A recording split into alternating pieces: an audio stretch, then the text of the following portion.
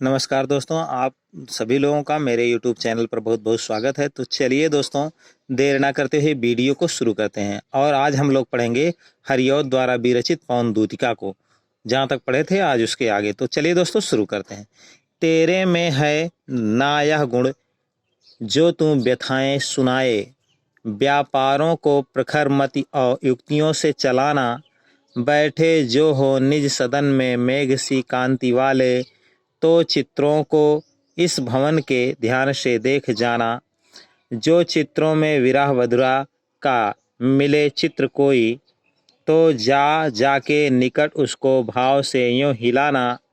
प्यारे हो के चकित जिससे चित्र की ओर देखें, आशा है यूं सूरत उनको हो सकेगी हमारी। तो चलिए दोस्तों, अब इसके कुछ कठिन शब्द हैं, उसे देख लेते हैं। फिर इसका संदर्भ और प्रसंग देखेंगे और फिर इसकी व्याख्या देखेंगे। तो देखिए दोस्तों, गुण दिया है। गुण माने विशेषता होता है। गुण माने क्या होता है? विशेषता। व्यथाएं माने होता है पीड़ा, कष्ट। व्यापार माने हो जाएगा व्यवहार। प्रखर माने होता है तीक्ष्ण या तेज कह सकते हैं। मति माने होगा बुद्धि। युक्ति माने हो जाएगा तरीका। फिर आगे है निज माने अपना होता है। सदन माने घर होता है। मेघ सी कांति वाले, मेघ माने बादल हो जाएगा। शी कांति वाले, के समान चमक वाले, अर्थात यहाँ उपमा अलंकार आपको देखने को मिलेगा। भवन माने घर होता है। फिर आगे देखिए, विरह व्यधुरा, विरह में व्याकुल। विरह व्यधुरा का मतलब क्या हो जाएगा? विरह में दुखी, वियोग में दुखी। चित्र माने जानते हैं आप लोग। निकट माने पास होएगा। और फिर चकित माने हो जाएगा आश्चर्य। चकित माने क्या हो जाएगा? आश्चर्य। आशा माने उम्मीद हो जाएगा। सूरत माने स्मृति या आप याद कह सकते हैं। तो चलिए दोस्तों, अब इसका संदर्भ देखेंगे। संदर्भ में आप लिखेंगे कि प्रस्तुत पद्यखंड हमारी पाठ्यपुस्तक हिंदी के पद्यखंड के हरिऔध द्वारा विरचित पवन दूतिका शीर्षक से लिया गया है। अब प्रसंग इसमें क्या लिखेंगे? इसमें लिखेंगे कि राधा पवन को दूती बनाकर अपने प्रियतम श्री कृष्ण के पास भेज रही हैं और उसके लिए किस प्रकार से वह पहचानेगी उसके विषय में कुछ विशेषताएं उनकी बता रही हैं, और कैसे पहुंचेगी इसके विषय में बता रही हैं। तो चलिए दोस्तों, अब व्याख्या देखते हैं। बता रहे हैं, तेरे में है ना यह गुण जो तू व्यथाएं सुनाए। राधा कह रहे हैं कि हे पवन, जब तुम आगे बढ़ोगी और आगे बढ़ती ही जाओगी तो एक ऐसा समय आएगा तुम श्री कृष्ण के पास पहुंच जाओगी। लेकिन सबसे बड़ी कमी यह है तुम्हारे अंदर कि तुम्हारे पास कोई मुख तो है नहीं जिससे तुम क्या करो, मेरी भावनाओं को मुख के माध्यम से बोलकर व्यक्त कर सको। तुम बोलने में असमर्थ हो, इसीलिए तुम क्या कह रहे हैं? व्यापारों और प्रखर मति और युक्तियों से चलाना। तुम्हारे अंदर यह गुण नहीं है कि तुम जो है, मुख तुम्हारे अंदर है ही नहीं जिससे तुम बोल सको और मेरे दुखों को, मेरे पीड़ाओं को अपने इस गुण के कारण मेरे प्रियतम श्री कृष्ण को बता सको। लेकिन कैसे तुम बता सकती हो उसके विषय में बता रहे हैं। व्यापारों को प्रखर मति और युक्तियों से चलाना। तुम जो है अपने व्यवहारों के द्वारा और अपनी तीक्ष्ण बुद्धि के द्वारा और अनेक प्रकार के तरीकों के द्वारा प्रयोग करके, युक्तियों को लगा करके मेरे दुखों को मेरे प्रियतम श्री कृष्ण को बता देना। कैसे बताना उसके विषय में बता रहे हैं और कैसे मिलेंगे वो तुम्हें। बैठे जो हो निज भवन में मेघ सी कांति वाले, बता रहे हैं। बैठे जो हो निज सदन में मेघ सी कांति वाले, बता रहे हैं कि अगर मेरे प्रियतम जो श्री कृष्ण हों वो स्वयं अपने घर में बैठे हुए हों, और कैसे श्री कृष्ण? जो नवीन बादलों की चमक वाले हैं, सांवले वर्ण वाले हैं, जैसे काले काले बादल होते हैं उसी स्वरूप वाले श्री कृष्ण हैं। वे अगर अपने घर में बैठे हुए हों तब क्या करना, किस प्रकार से मेरे दुखों को उनसे व्यक्त करना, इसके विषय में बता रहे हैं। तो चित्रों को इस भवन के ध्यान से देख जाना। तो तुम उस घर में देखना, जितने भी चित्र लगे हुए, जितने भी फोटो लगे हैं, उन फोटो को, उन चित्रों को ध्यान पूर्वक देखना। और उन चित्रों में जो तुम्हें सबसे अच्छा चित्र दिखाई पड़े, कैसा चित्र दिखाई पड़े, उसके विषय में बता रही हैं।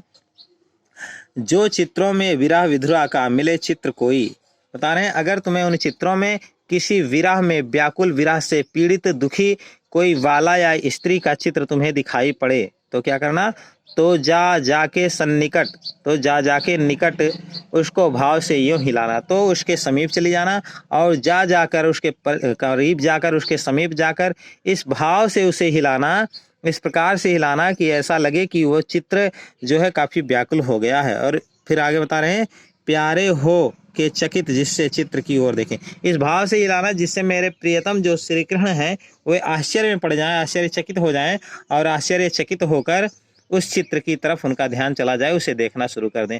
होता क्या है कि जैसे कोई चीज़ हमें हिलती डुलती दिखाई पड़ती है तो हमारा ध्यान उस तरफ अपने आप आकर्षित हो जाता है।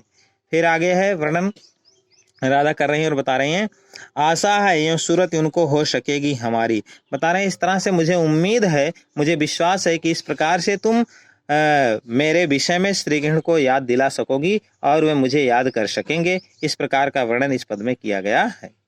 कहने का तात्पर्य है कि राधा जो है पवन को दूती बनाकर भेजती हुई कह रहे हैं कि किसी भी प्रकार से तुम मेरी याद उन्हें दिला सकती हो। तुम बोल नहीं सकती हो लेकिन फिर भी तुम याद दिला सकती हो और अपने व्यवहारों के द्वारा ही याद दिला सकती हो। इसके विषय में वर्णन कर रही हैं। तो चलिए दोस्तों, अब आगे और भी पद हैं जिन्हें हम लोग यहाँ पर देख लेते हैं।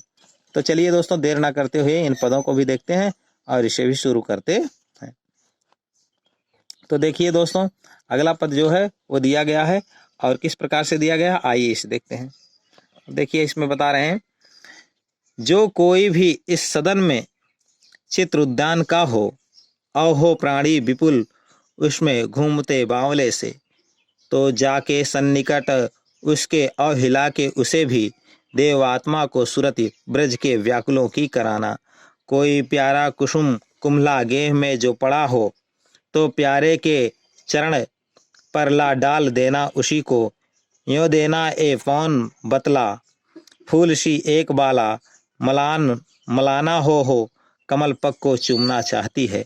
अब देखिए इसमें वर्णन करती हुई कह रही हैं, राधा बता रही हैं, क्या बता रही हैं, अपने दुखों को बता रहे हैं, ब्रजवासियों के दुखों को बता रहे हैं। किस तरह से, उसको अभी हम लोग व्याख्या में देखेंगे। इससे पहले यहाँ कुछ कठिन शब्दों से देख लें। सदन माने घर होता है, चित्र उद्यान, उद्यान माने बगीचा होता है, चित्र माने होता फोटो, प्राणी विपुल अत्यधिक प्राणी, विपुल माने विशाल प्राणी, बावले माने हो जाएगा पगले, घूमने का मतलब घूमना फिरना, सन्निकट माने पास हो जाएगा, हिलाना का मतलब कंपन करना, देव आत्मा देवता के सादृश आत्मा वाले, सूरत माने स्मृति याद, व्याकुलों की बेचैन लोगों की, कुसुम माने फूल होता है, कुमलाना मतलब मुरझाया हुआ, गेह माने घर होता है। फिर आगे है चरण माने जानते हैं पैर हो जाएगा।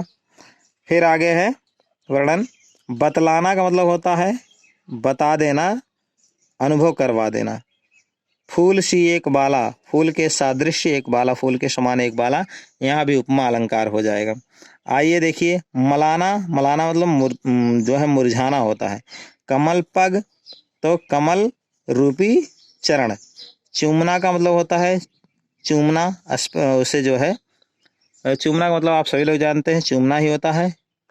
तो आइए दोस्तों देखते हैं। अब इसमें राधा कह रही हैं, इसका भी संदर्भ आप लिखेंगे तो लिखेंगे, प्रस्तुत पद्यांश हमारी पाठ्य पुस्तक हिंदी के काव्यखंड के हरिऔध द्वारा विरचित पवन दूती का शीर्षक से अवतरित किया गया है और इसमें राधा पवन को दूती बनाकर भेजती हुई श्री कृष्ण को किस प्रकार से हमारे दुखों की याद दिलाओगी इसके विषय में वर्णन कर रही हैं, बता रही हैं। तो आइए दोस्तों, देर ना करते हुए इसकी व्याख्या देख लेते हैं। जो कोई भी इस सदन में चित्र उद्यान का हो, कह रहे हैं कि हे पवन दूतिका, इस तरह से तुम अगर घर में प्रवेश करती हो और देखती हो तमाम प्रकार के चित्र तुम्हें दिखाई पड़ते हैं, तो उसी में अगर कोई ऐसा चित्र तुम्हें दिखाई पड़े जो उद्यान का चित्र हो, बगीचे का चित्र हो, तो क्या करना, और हो प्राणी विपुल उसमें घूमते बावले से, और उसके प्राणी विशाल मात्रा में, अत्यधिक मात्रा में उसमें जो प्राणी हो व्याकुल होकर बेचैन होकर पागलों की तरह से इधर उधर घूमते हुए से दिखाई पड़े, तो क्या करना, तो जाके सिन्नकट उसके और हिला के उसे भी, तो उस चित्र के पास चली जाना और उस चित्र को भी तुम खूब तेजी से हिलाना शुरू कर देना। फिर क्या करना, आगे वर्णन करना है, देव आत्मा को सूरत ब्रज के व्याकुलों की को कराना। बता रहे हैं इस तरह से जो देवता के सादृश्य आत्मा वाले मेरे प्रियतम श्री कृष्ण हैं, उन्हें ब्रज के जो व्याकुल बेचैन लोग हैं उनके ना रहने के कारण उनकी याद दिला देना, उन्हें स्मृति करा देना। फिर आगे वर्णन करती हुई कह रही हैं, कोई प्यारा कुसुम कुम्हला गेह में जो पड़ा हो। बता रही हैं अगर कोई प्रिय फूल मुरझाया हुआ सा, बहुत ही सुंदर और प्रिय फूल मुरझाया हुआ सा तुम्हें उस घर में दिखाई पड़े, उस भवन में दिखाई पड़े, तो क्या करना, तो प्यारे के चरण परला डाल देना उसी को। तो मेरे प्रियतम श्री कृष्ण के चरणों में लाकर उस फूल को, मुरझाए हुए फूल को उनके चरणों में डाल देना। यूं देना ए पवन जतला बतला फूल सी एक बाला, बता देना इस प्रकार से, हे पवन तुम बोल नहीं सकती लेकिन अपने व्यवहारों के द्वारा, अपने कार्यों के द्वारा तुम ऐसे बता देना कि इसी प्रकार से सुंदर फूल के सादृश्य एक वाला, एक युवती आपके प्रेम में जो है बावली हो गई है और वह फूल की तरह से मुरझा गई, काफी कष्ट का अनुभव कर रही, मलाना हो कमल पग को चूमना चाहती है। इसी प्रकार से जैसे फूल मुरझाया हुआ है और काफी व्याकुल होकर तुम्हारे चरणों को स्पर्श कर रहा है, इसी प्रकार की एक फूल के सादृश्य कोमल अंगों वाली, सुकुमार रंगों वाली एक वाला जो है मुरझाई हुई सी व्याकुल होकर के तुम्हारे कमलवत चरणों को चूमना चाहती है। इस प्रकार का कमल रूपी चरणों को चूमना चाहती है, इस प्रकार का वर्णन यहाँ पर किया गया है। आइए दोस्तों अब काव्यगत सौंदर्य देखते हैं दोनों में। तो इसमें काव्यगत सौंदर्य भाषा आप देखेंगे, खड़ी बोली है, रस वियोग श्रृंगार है जिसे विप्रलम्ब श्रृंगार कहते हैं, शैली प्रबंधात्मक है, अलंकार उपमा और अनुप्रास है, गुण प्रसाद है, शब्द शक्ति अविधा है और लक्षणा है, मदक्रांता छंद है दोस्तों। तो चलिए दोस्तों आज के लिए इतना ही, अगला वीडियो अगले दिन। बहुत बहुत धन्यवाद दोस्तों। वीडियो को देखिए, लाइक शेयर और सब्सक्राइब कीजिए चैनल को, जिससे आपको अगली वीडियो मिल सके, और कमेंट करके जरूर बताइए वीडियो आप लोगों को कैसा लग रहा है। धन्यवाद दोस्तों।